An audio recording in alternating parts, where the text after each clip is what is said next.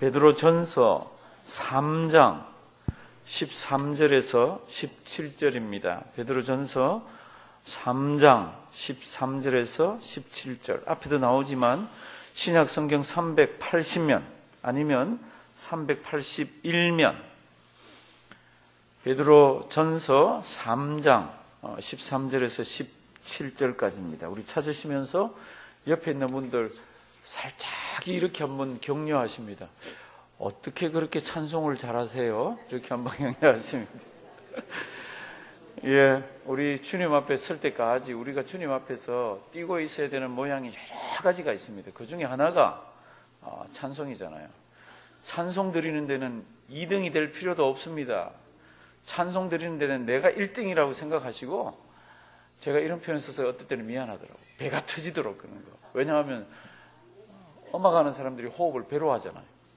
배에 확 힘넣고 찬송하고, 우리 교회가 막 손들고 이렇게는 잘 안 하지만 성도 여러분들 마음과 뜻과 정성을 모으는 거는 제가 알아요.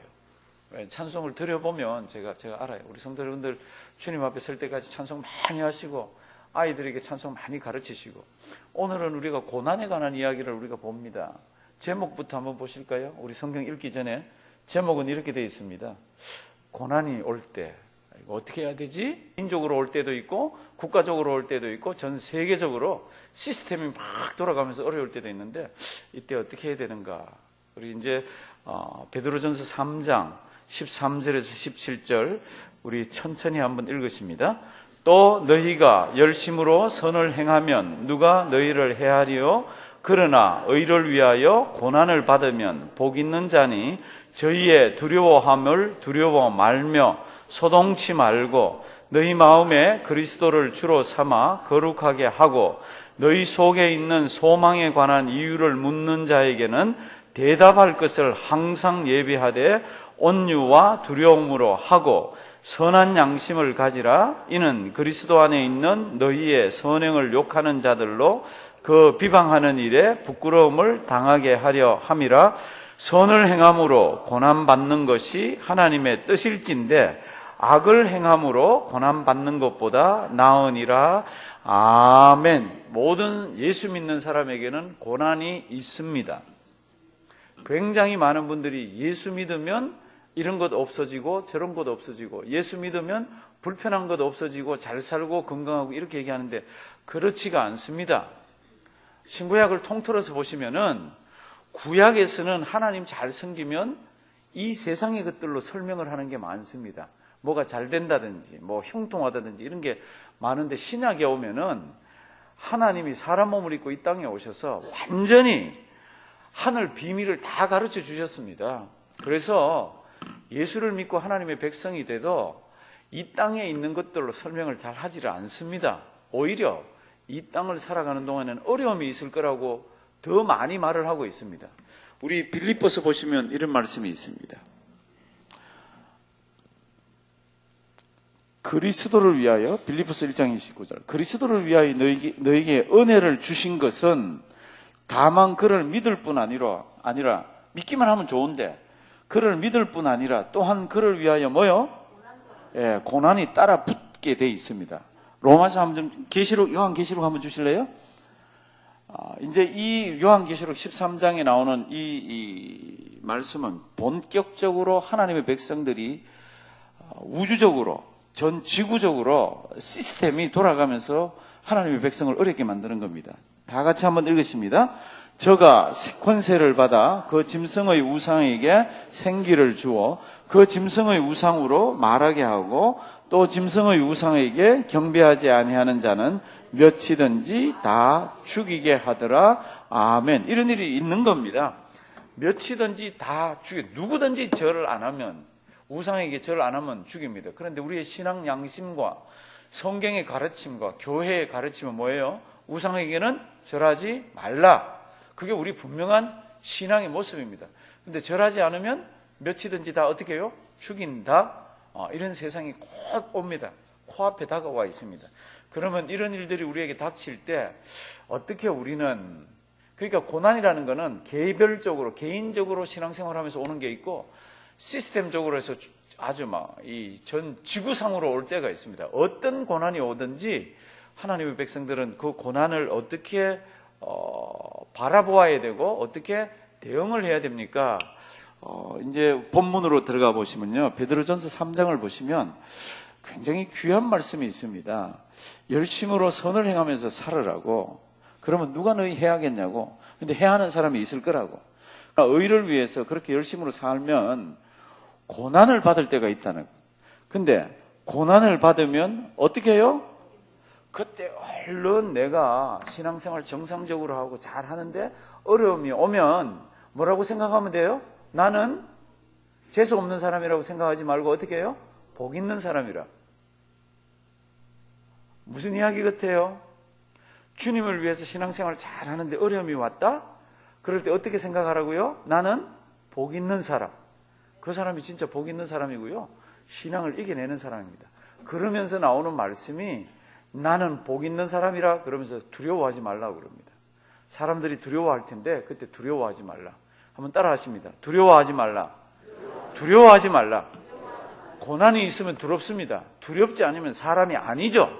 사람이 아닌데 두려움이 당연히 오는데 그때 다시 한번 신앙 가지고 믿음 가지고 딱 붙들어라는 겁니다.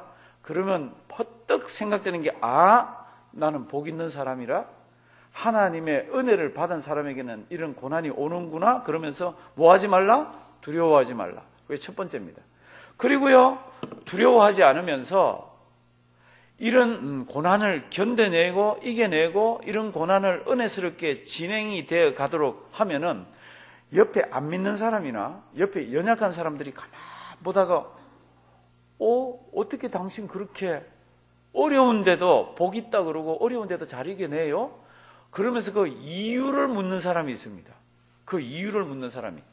이제 그게 이제 14절, 15절 한번 보시면요. 15절. 너희 마음에 이제 그렇게 해서 고난 이야기가 되는 것들이에요. 고난을 이겨내고 복 있다고 생각하고 두려워하지 않고 살아가면은 너희 마음에 그리스도를 주로 삼아 거룩하게 하고 너희 속에 있는 소망에 관한 이유를 묻는 자들이 있다는 겁니다. 그러면 그런 자들이 어떻게 그렇게 어려울 때도 잘 이겨내세요? 그러면서 묻는 자들이 있을 때는 뭐라고요? 대답할 것을 어떻게 해요? 항상 예비하라 그랬습니다. 신앙생활 정상적으로 하면은 나는 복 있는 사람이라 어려울 때도 그거를 잘 이겨내면은 주위의 연약한 자들, 때로는 믿지 않는 사람이 물어본다는 겁니다. 뭐를 물어봐요? 어떻게 그런 거 즐겁게 복 있다고 그러면서 잘 이겨내세요? 어떻게 두려움 없이 그렇게 이겨내세요? 죽으면 저 하늘나라 간다 그러면서 어떻게 그렇게 생활을 하세요? 그럴 때 어떻게 해요? 대답할 것을 항상 예비하고. 무슨 대답 하실래요? 사랑하시는 성도 여러분들, 우리에게는 늘 대답할 것들이 있어야 됩니다. 받은 바 간증들이 속에 있어야 되는 거 있잖아요. 나도 무섭지, 나도 두렵지, 안 두려우면 사람이 아니지. 그런데 어느 날 하나님이 나에게 주신 믿음이 있는데, 예수 믿는 믿음이 있는데 그 믿음 붙드니까 안 무서워져. 그 믿음 붙드니까 죽음도 두렵지가 않아. 성도 여러분들, 이 땅에 태어나서 죽음이 두렵지 않은 사람은 아무도 없습니다. 죽음을 딱 앞에 맞닥뜨리면 두려워요. 그런데 믿음 가지고 신앙이 있으면 두렵지가 않잖아요.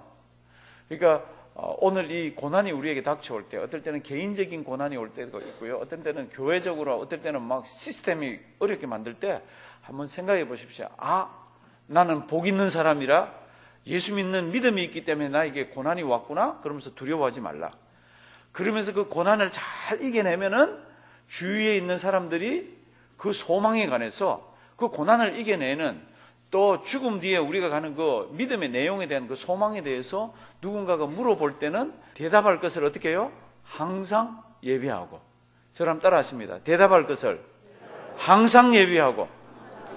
그리고는 이제 세 번째가 뭡니까? 그러면 이렇게 되어 있습니다. 16절, 선한 양심을 가지면서 계속 이렇게 신앙생활을 하면서 17절 가면 선을 행함으로 고난받는 것이 무엇이라고요? 하나님의 뜻이라 그랬습니다. 그러니까 성도 여러분들, 신앙생활 정상적으로 하면요, 늘 아름다운 일만, 좋은 일만, 그리고 세상 말로 하면 쭉쭉 빵빵같이 막 이렇게 되는 게 아니라 어려운 일이 있습니다. 고난이 있을 때도 있습니다. 그럴 때는 퍼뜩 이렇게 생각하십시오. 아, 하나님의 뜻이구나. 그럼 무슨 뜻이에요?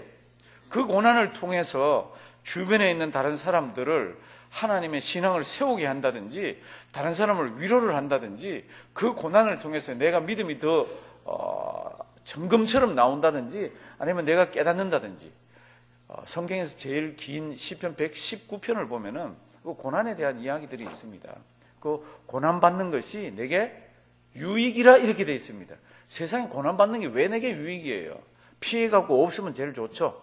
근데 신앙의 선배들은 신앙을 생활을 해보니까요, 그 고난이 하나님의 뜻이었구나, 이것을 통해서 나를 유익되게 하기 위해서 그랬구나. 그래서 성경 말씀 앞뒤 좌우로 보면 여러 내용들이 많습니다.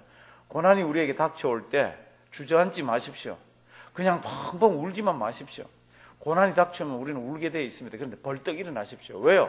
아하, 나는 복 있는 사람이구나. 그리고 고난을 두려워하지 마십시오. 왜요?